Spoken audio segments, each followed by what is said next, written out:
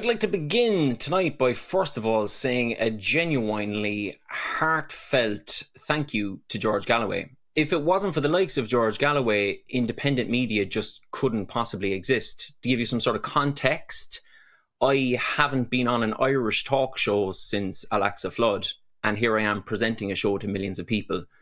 Make of that what you will. I thought long and hard about what I would do with this opportunity tonight to speak to such a wonderful audience, a show that I watch regularly and connect with and comment on. I played around with the idea of just plugging my Patreon for 20 minutes straight, but I felt that George mightn't have been that pleased with that approach. And I finally settled on speaking about something that I'm struggling with, I suppose, for the last 19 or 20 months. And I thought it would be good to throw it out to the audience and see what you make of it. Obviously, me, like you, we're all watching two narcissistic babies having a falling out on the internet, on our screens all the time. And then the backdrop to this is that mass murder is being carried out in Gaza on a daily basis. Starvation, war crimes, just some of the most depraved things that personally I could ever imagine that I would see in the modern era. And the thing I'm struggling with, I suppose, is what is it about the West? Where have we fallen to that we allow these things to happen? Now, don't get me wrong, there's an amazing pro-Palestine, movement all over Ireland, all over Europe, all over America. But sadly, most people have still decided, particularly in the West, I think, to put their career ahead of their humanity and their souls. And I just wonder, what is it about us that we've come to this point where consumerism, capitalism, corporatism has just stupefied us into turning the other way when this level of depravity, when this obvious actions of inhumanity are taking place? I think it's possibly rooted in the idea of we're presented all the time with success, material success, I think, in the West. Being famous, being a celebrity, being successful always has to do with the financial. It always has to do with material gain. How often do we see stories of so-and-so from a small town in Ireland or a small town in Egypt? He came from nothing. He was dirt poor, but he worked his way up, and now he's the CEO of this big company making lots of cash, and they, posted profits of X, Y, and Z last year. I remember being a kid reading stuff like that, and even in college, and thinking, I don't know anything about this guy. You've just told me that he used to have no money and now he's got lots of money. But I don't know anything about his soul. I don't know anything about his heart. I don't know anything about his journey. And that, to me, sums up how stuck we are in the West with this really limited, reductive paradigm of what life is about and how to be successful at life. And in many ways, for me, Musk and Trump are the personification of that mentality, and their kind of adolescent brawl that's being played out in public is a symptom of where we have come, I think, as a society. That first of all, we're also focused on it because this is the cult of celebrity, the cult of personality. And we're distracted from what really matters, which is that we are losing our souls. We are losing our humanity by not doing enough to stop this mass murder taking place in our name. I'm going to have two guests on my show tonight that will be able to speak further on these issues. And my first guest is from Lebanon, a country that I visited recently. I had an experience in Lebanon that really, I suppose, showed me what we lack here. First of all, Lebanon is just an impossibly beautiful country. I couldn't believe my eyes when I saw this stunning, visually stunning, aesthetically stunning place with the most extraordinary people you could hope to meet, unbelievably friendly. And you're kind of thinking to yourself, this looks like the type of place that anyone in the world, but particularly in the West, would want to visit. And of course, it was at one point touted as being the holiday destination for people to go to because it's got everything. Extraordinary food, extraordinary scenery, extraordinary people. But then when you look a bit closer, you see a country and a city in Beirut, in particular, because I spent a lot of time there, that's pockmarked by war, endless Western-backed war. And it leaves you with this feeling of a deep, profound sadness that these things are going on and that we don't talk about it. We don't know about it. You kind of get the sense when you're over in this part of the world that Lebanon is just one of those countries that's war-torn. That's all we ever know about it. It's just war-torn. It doesn't have anything usually to do with us. It's kind of over there in that kind of vague brown and black kind of Middle East world. We wish they'd just sort themselves out. But look, it's always been like that and there's nothing we can do about it. I went over to Lebanon with that kind of Western perspective of it being a kind of a slightly war-torn, terroristy type of place. And boy, was I in for a shock. Because, as I say, not only are these people the most beautiful, amazing people you could hope to meet, and it's such a beautiful country, but they also have something. I attended the funeral of Hassan Nasrallah, which got me into a lot of trouble, by the way, when I came back to the West, because back home, the perspective on any resistance group, particularly in that part of the world, is that they're just evil. They just love terrorism. They presumably just hang out in caves and they dream up ways of hurting the West, kind of like, you know, for no reason at all. They just hate the West. As George Bush might say if he were here now, they hate our freedoms. And so to see and to spend time with people who were attending the funeral of this person who, you know, if I was to go by the Western understanding, was, you know, this incorrigible terrorist, just despised the West for no reason whatsoever, an evil man leading an evil group.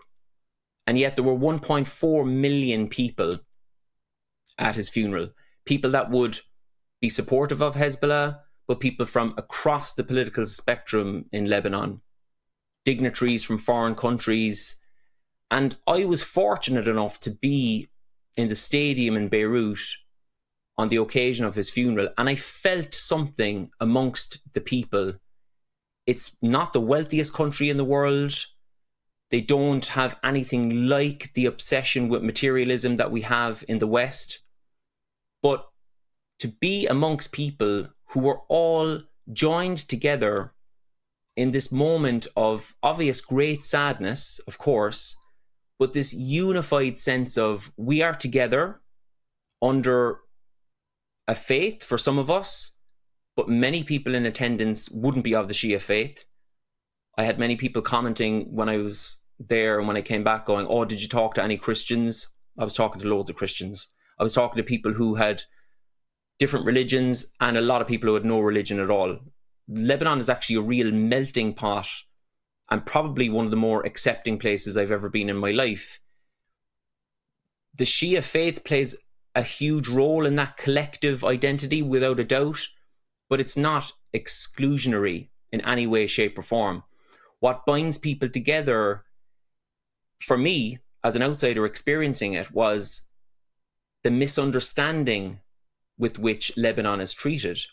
I had one really interesting experience before the funeral, talking to a guy who had his daughter on his shoulders, and I've got 3 daughters, and I was talking to him about my kids, and he didn't come up to me and say, you know, when you get home now, make sure you say that Hezbollah are like really cool guys. What he actually said to me was, go home and talk about the fact that we're just ordinary people like anyone else. We don't want war. We don't want to be involved in conflicts. Unfortunately, they keep coming to our door because of occupying forces, because of Western-backed occupying forces. We're not terrorists. We're ordinary people trying to live our lives. And that really stuck with me. But to go back to the funeral for a moment, so you had this stadium full of people unified by this resilience. Keep in mind, as this is going on, Israeli fighter jets are flying overhead. I couldn't quite believe it.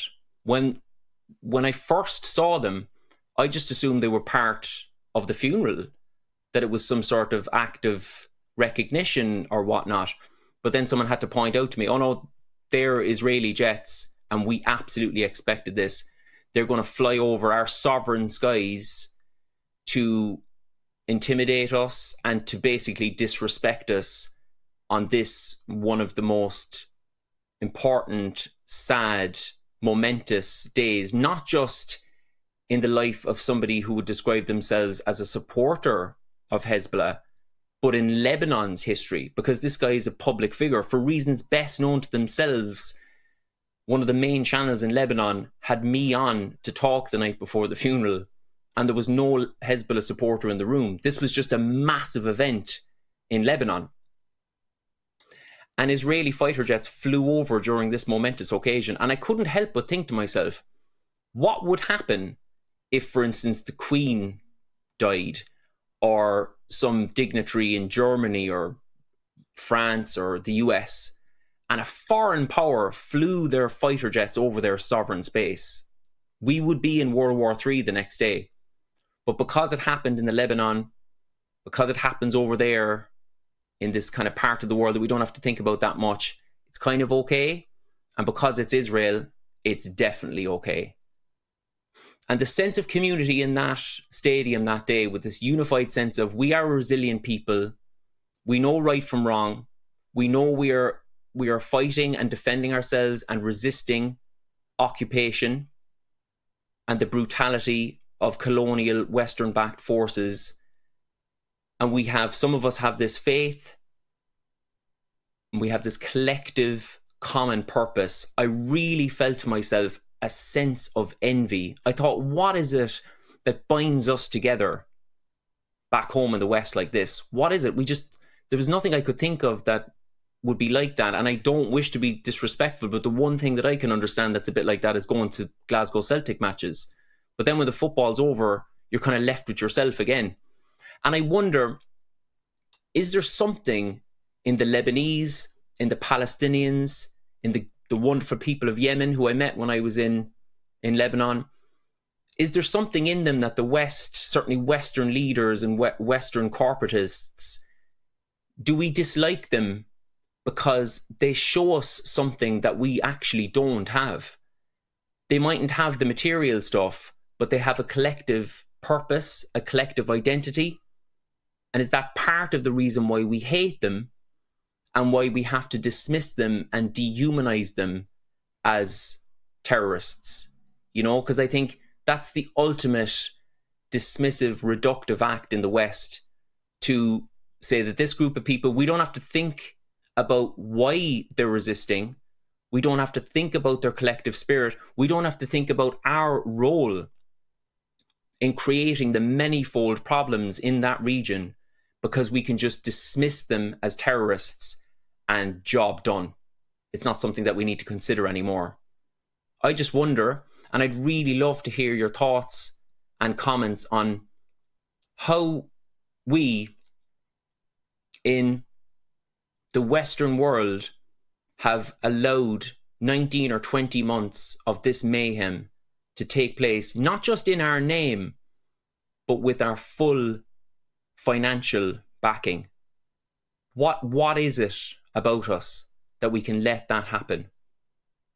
It's something that I struggle with time and time again. And you can even see the people who have been silent in the last 20 months were silent because they put their jobs and their consumerism, they put that ahead of their humanity. And I would say even some of the people coming out now, you know, we can see a lot of people speaking out now who were silent for the first 19 or 20 months. Arguably, their motivation to speak out now is also career based. It's also money based, because nobody wants to be the guy or girl who denied another Holocaust. So even the motivation to speak out now from some people feels to me quite measured again. Feels to me like it's still rooted in that idea of, what am I going to do financially and career-wise in a post-genocide world? You know, even in my own country, there's just this obsession with business, with wealth, with what are we going to do with the Irish economy? And guys, I'm not an idiot, right? I know we have to look after the employment sector. I know we have to work. I'm not a fall on the ground, slap him across the head, idiotic Marxist. But what price our soul, I suppose, is what I'm getting at. What price our soul? In my own country of Ireland, that likes to posture as a pro-Palestinian country that stands with the oppressed, we say all the right things. We are now 20 months into this genocide, and Ireland has done nothing of significance, nothing of substance. We say all the right things, but we still have a roaring trade with Israel. Our central bank is still involved in the purchase of Israeli war bonds. And the Israelis have come out and said themselves, this is a fundamental cornerstone of the war effort.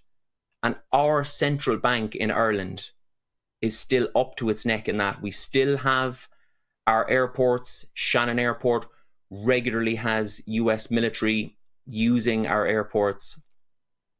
When it comes to the substantive action, I would call it solidarity with substance.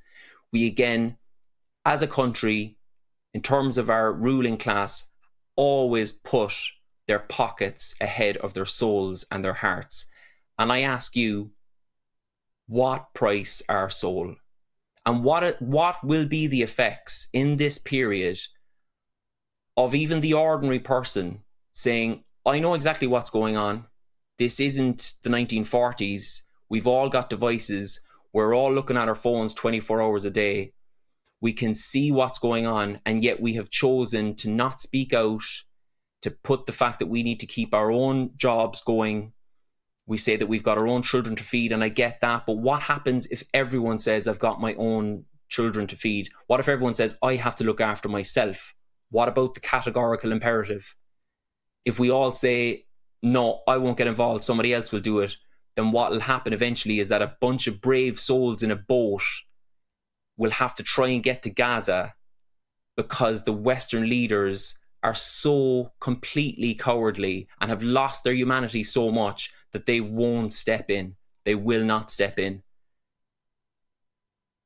And Greta Thunberg on that boat is being threatened with her life for simply doing what Western leaders do not have the spine to do. So I leave you with the thought of, what price our soul? What will a post-genocide world look like, particularly for the West that has put cash ahead of all else?